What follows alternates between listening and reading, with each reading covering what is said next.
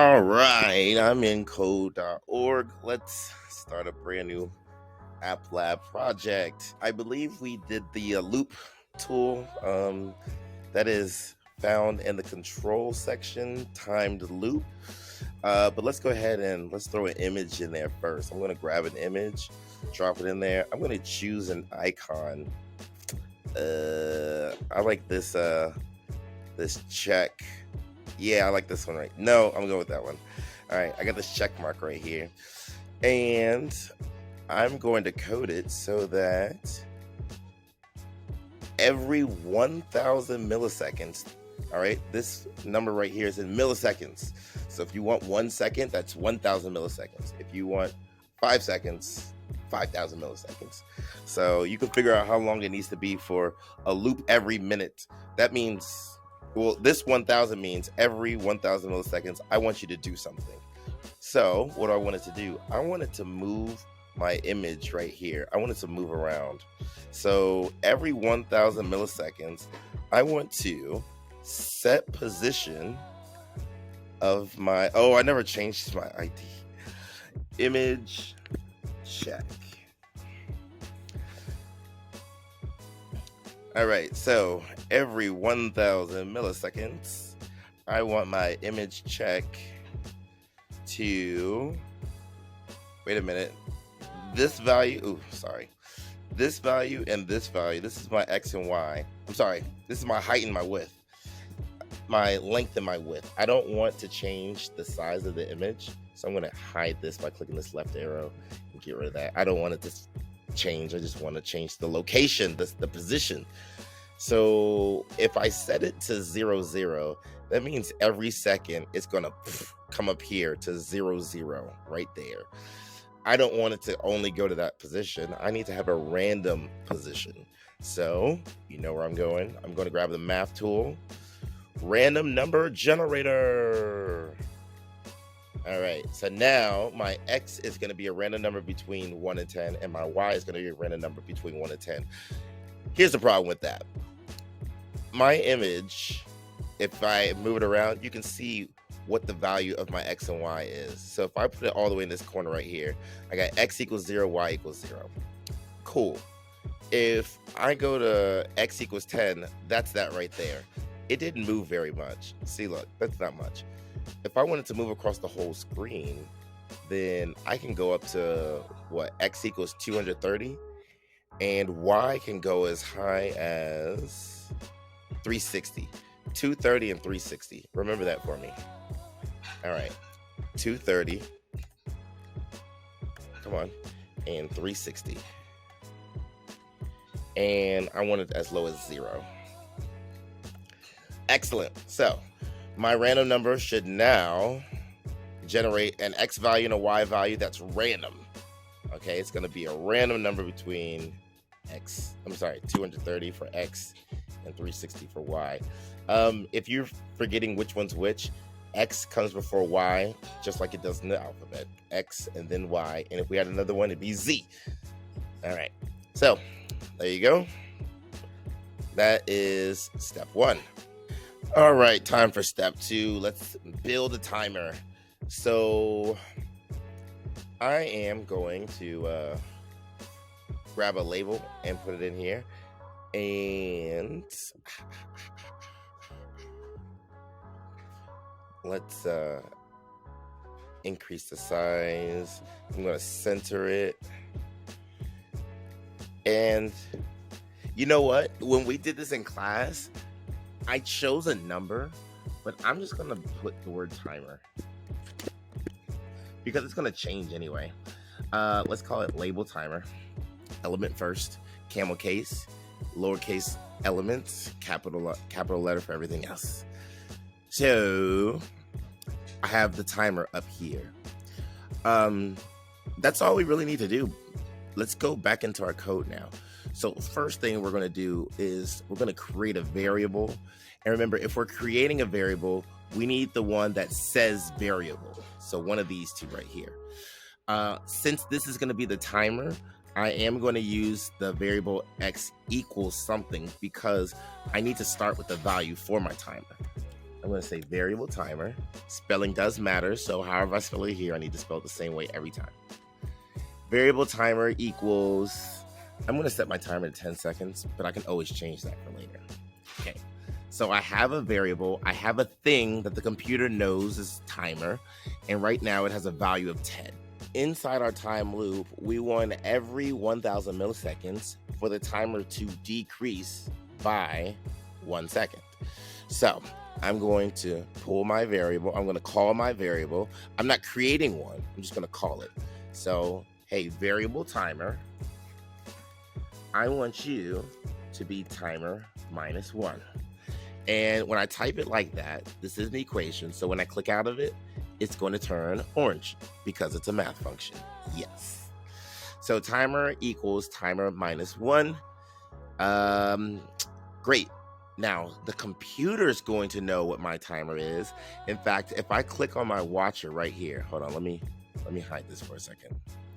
All right, if I click on my, watch this, I'm going to say, hey, watch my timer for me. Ugh, geez, all this popping up. Go away. Let's watch the variable timer right here. So if I run my program, you can see the computer knows the value of the timer, but the game, my program, my app, I never told it what the timer was or anything like that. So we have to actually make the timer show up. The variable timer exists. We just need to show up in the app. So here's what we're going to do. We are going to set the text. Where is it? Oh, I can't find it. Well, oh my gosh, it's in my face. All right, so set the text of this guy right here. We call it label timer. Set the text of label timer to the timer. But if I leave it like this, it's going to change it to the word timer because I have quotation marks on it. So it'll literally change it to the word timer. Watch. It's gonna, you see this? It changed it to the lowercase t timer. I don't want that. So I'm going to get rid of these quotation marks. Go, hey, I'm trying to delete you. Bro, do I got to delete this one first? There we go. Great. So now, here's what my time loop's going to do. Every second, it's going to change the position of my image. It's going to decrease the value of the timer by 1. And then it's going to change this text to whatever the timer is. Let's see it. 8, 7, 6, 5. Yeah, looking good. But here's the problem. It's not going to stop at 0. It just keeps going. Wah, wah. We want it to stop at 0. So here's my conditional statement. If my timer reaches 0, I want you to stop. So we're going to put it inside the time loop. If my timer equals 0, double equal sign. If my timer equals 0, stop the time loop. Just like that. Let's read this whole entire time loop. Every second, here's what's going to happen. When I start my game, it's going to set the position of my image to a random place. It's going to decrease the value of the timer by 1, and it's going to change the text to my only text on the screen to whatever the timer is. Then it's going to come here and say, hey, is the timer equal to 0? Nope. Then it's going to go back here. It's going to come back. Hey, is the timer equal to 0? Nope. Hey, is the timer equal to 0? No. Change position. Set the Is the timer equal to 0? No. Okay, go back to the beginning. Set position. Decrease timer. Boom, boom, boom. Is the timer equal to 0? Yes. Now, when it is equal to 0, guess what it's going to do? It's going to stop the time loop. Let's do it. So, does it equal 0 yet? No. No. No. 3, 2, 1. My timer equals 0, which means stop the loop. If the timer equals 0, stop the loop. Great. So everything stopped. Now, I gotta be careful. If I put this out here, this is not inside the time loop. So when I run the program, it's gonna check everything. It's gonna do the time loop. Then it's going to come down here and check this. If the timer equals 0, stop the time loop, but it doesn't equal 0. But now that it's done this, it's not going to do it again because it's not happening. There's nothing telling it to do it again. This is happening over and over again because it's a loop, but this needs to be checked every time. So we got to put it inside the loop. I hope that makes sense. What I'm thinking now is let's make a game where we have a timer and your goal is to get as many clicks on this check mark as possible. So you probably know that I want to add a sound to this. So let's make it so that on the event that my image is clicked, image check, that's what this is. On the event that image check is clicked, let's play a sound. Play sound. I'm going to quickly find a sound. I'm not going to make too much noise about that. So I'm going to add more to this later. I want more than just a sound to play, but let's test it out. So when I click it, good stuff. But it will be more of a challenge if I throw some distractors in there. So I'm going to add another image and I'm going to choose a similar image, but it looks slightly different. Okay, so this one's got the X. And then, hold on, I think I'm going to call this image X. And then I'm going to get another one. Yeah, 3 images in there. This one's going to go image wrong check. And this one's going to be a check, but it's going to look different. Yep. There we go. Now, you don't have to do it like this, but this is just something I'm thinking about. I got some images in here where they want to click on the correct check. Now, you know what I'm realizing now is that they need to know, wait a minute, what just happened? Why are these, what? It did not look like that a second ago. What is happening? Why does this look like this? Let me fix this. Okay, I just realized that wasn't the check I had earlier, but for some reason I went back to this screen. Okay, I think now if I run my program, the only thing that's going to be moving around is my image check, and that's because we never set the position for the other ones to move at random. So the easiest way for us to do this is to simply copy paste. All right, I click and drag right here to highlight what I want, Control C, and then I'm gonna move. You see this little blinking cursor right here? That's where I am right now. If I were to paste this, it's gonna appear right there. So I'm gonna Control V, and so it's saying, hey, image check random place for X and Y. All I gotta do now is change this to image X, and now image X should also move to a random location. Look at that. And as you can imagine, I'm going to find my black cursor, make sure it's where I want it to be. Hold on, let me move down, down, up, right there. All right, paste, and image wrong check. There we go. That's the only one that I need now. So now all 3 of them should be moving randomly. Look at that. So they're going to have to quickly find the image that they're looking for, which is this one. Now, something I realized is there's no instructions for which image they're supposed to be aiming for. So when I'm done with all this, I am going to need to make a title screen, a home screen. It's going to have a start button, and it's going to have the directions on which image they're actually looking to click and which ones they should avoid. But I'll do that later. For right now, let's see. So we have it so that when this image is clicked, it plays that sound. I'll make it later so that when it clicks on these other images, it plays a bad sound. That sounds like a good idea. But for right now, there's something that's important. Let me run this. You might notice that, hey, every now and again, these images are going to be on top of one another. There's going to be some overlap.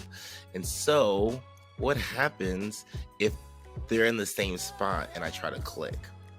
Well, to be fair, we need to make it so that if this image and this image are like on top of each other like this, if the person clicks here, they should get a point because that's the right place to click. So here's what we got to do. We got to make sure that this image right here is on top.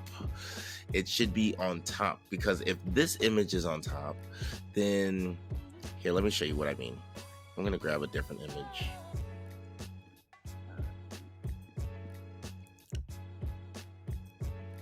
We'll use this cloud. Oh, come on. I said the cloud. Goodness gracious. There we go. I'm going to change it to orange or red. Red's fine. This will make what I'm saying a lot more clear. If I drag this on top of this right now, you're going to see that the cloud is on top of the other image. So if someone's playing this game on their phone and they tap with their thumb, they're going to hit the cloud and not the check mark, which is not fair because the check mark is impossible to click right now. So what we need to do is click on this check mark, and the depth, we need to bring it to the front. So this one will bring it all the way to the front. This will bring it one layer in the front. So it'll pass up one thing and then another thing, but you can just click on this one and put it in front of everything. Now watch this. When I move the cloud, it's behind the check mark.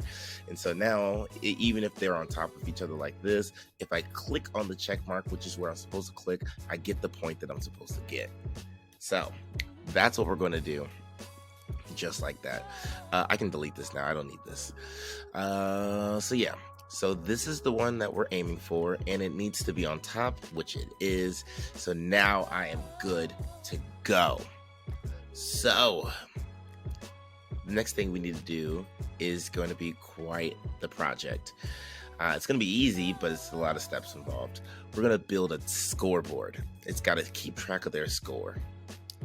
So here's what we're going to do. I'm going to grab some text right here. Let's call it score, or let's change the text to score. I like to put it in the bottom corner. Actually, no, let's put it in the top. I'm cool with that. Score. Let's make it a little bit larger, please. Ooh, we might have to move the timer over. Yeah, I'm cool with the timer being way over here. All right, so score. And why not make it a different color? My score is actually going to be in a different text box. This one, I'm going to leave it at label 1 because we're not going to do any coding with it. I'm just going to leave it alone. We're going to create a second label box. Actually, let's just duplicate this one. I'm going to click on this one, click duplicate, sweet, and put it right there. This one I'm going to call label score. And the label score is going to start at 0. Let's make this box a little bit bigger, just in case my number increases to a 2-digit number. I don't want it to get cut off. So if we look at our code, it looks like it says the score is 0 right now, but now it's time to make it so that every time we click, that score is going to change. It's going to be very similar to our timer. Let's first create a variable, and that variable is going to be score. And as you can imagine, we are going to start off with a score of 0. So my score is equal to 0, but I want it so that every time the correct image is clicked, my score goes up. Let's say by 10 points. That seems like a good number. So we have the variable score. Drawing a blank on what we need to do. Okay. On the event that this image is clicked, I want the score to go up. So it already has the play sound. Now we need it so that the variable score, and we already created the variable score, so I'm not going to create a new one. I'm just going to call it the variable score equals score plus 10. So on the event that the image is clicked, my score will go up by 10. But that's not all that needs to happen. I need to change this label right here as well. So just like before, we need the set text. Oops, go away. I'm going to copy this one and paste it down here, just because I didn't feel like looking for it in the UI controls. Set text of label score, and we don't want it to equal the timer, because then it's just going to turn to whatever the timer is. We want it to equal the score. So let's try it out. Ooh, there it is. Yes, sir. Yeah. Can I get to 100? Ooh, now my game's over. When my game is over, I'm going to set it to a new screen, but do you see a new problem here? My text box isn't wide enough for 3 digits. So let's go back into the design and fix that. This is what I was worried about earlier. So I'm going to drag it to make it a little bit larger. And now let's run it again.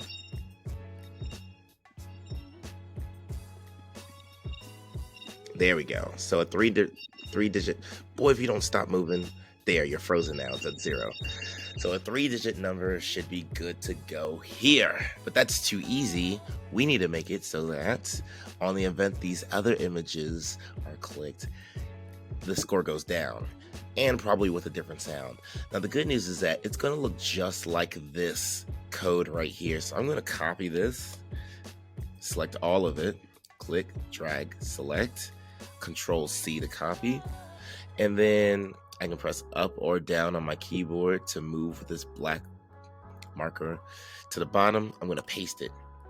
But this time, I don't want it on the event that the image check is clicked. On the image X, let's go with that one. When image X is clicked, I don't want the same sound. I want a different sound, a bad sound. Let's find a quickly. Bad, nope, wrong. Yeah, it's too long. I want it to be short. Let's try typing in wrong again. I think I like this one. It could sound more wrong, but I don't want to waste time. So, on the event that image X is clicked, that sound is going to play. Do I want the score to go up by 10? Definitely not. So, I could grab a map tool and get the subtraction, or I can just type it myself. Score equals score minus... I don't want them to lose 10 points. I want them to lose 5. When I click out of it, it turns orange because it's the math function. And I still wanted to set the text to the new score. So let's try it. I'm going to run it, get 10 points, 20 points. Oh, I lose points for getting that wrong. Oh, that one. See, look, that's what I was talking about. When this image is on top. Oh, perfect. It landed right there. When this image is on top. So if I click right here, I'm still clicking on the checkbox, which is fair. But if I click up here, yeah, then I'm going to lose. Yeah. Oh. Ooh, I can go into the negatives, but I can earn it back. All right. So remember, when we're finished coding, we're going to make it so that when the timer reaches 0, if the timer equals 0, we're actually going to set it to a new screen. That way they can't just like rack up their score. Unless we have like a bonus mode, like quick, you have 3 seconds, rack up as many points as you can while the screen is frozen. But I'm not gonna worry about that right now. So we need to do it for this image as well, which is wrong check, and it's gonna be exactly the same as this one. So I'm just gonna copy that, move my black marker down here, paste it. And you know what? I'm going to be mean. For this one, I'm going to make it so that you lose 10 points. Score minus 10. Ha! So if you click on this guy, that's just bad. Matter of fact, minus 15. Bro, you better not click on this one. This is bad. So run a game. Oh, when I clicked it, it didn't work. Uh-oh, am I missing something? Oh, I made it image X. Oh my gosh. Smallwood, what are you doing? All right, image wrong check. There we go. Let's try it now.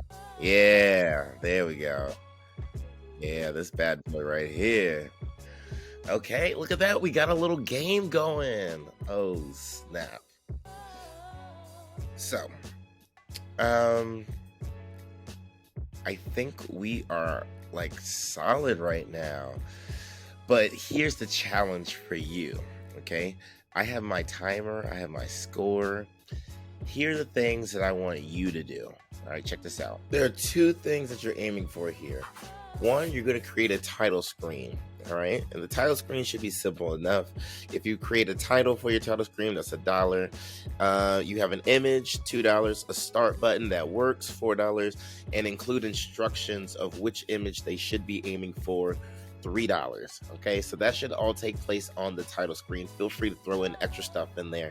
I might even throw you some bonus points or bonus money. The game over screen is where we're going to earn our big money, right? Game over goes to new screen when the timer reaches 0. You get $20 for coding that. If there's a retry button, now remember the retry button should reset the score and the timer when it takes you back to the start screen. So that's going to be, you can figure it out, but email me if you have questions. All right, so you should have a retry button that starts the game over. That's $25 if that works. All right, you should have different pictures or aim for different pictures on the game over screen. So depending on the score, if they get like 5 points, there's one picture. If they get 10 points before the game's over, that's an amazing picture or whatever. You can decide the number of points, but if there's different pictures for different amounts of score, actually, you know what? I'm gonna give you 25 for that. That's pretty good. That's an impressive thing. A complete sentence that says what the final score is on the game over screen. It doesn't have to say this, but here's an example. It could say you earned, and then their score has to be right there. Blank points. You earned blank points. If you can have that pop up on your game over screen, that'll be $25. And if you have a sound that plays when the game is over, so when you go to the game over screen, it should be like dun, dun, dun, dun, dun, dun, dun, right? Some sort of victory sound or game over sound. That's $5. So in grand total, you can count up how much this could add up to if you do everything.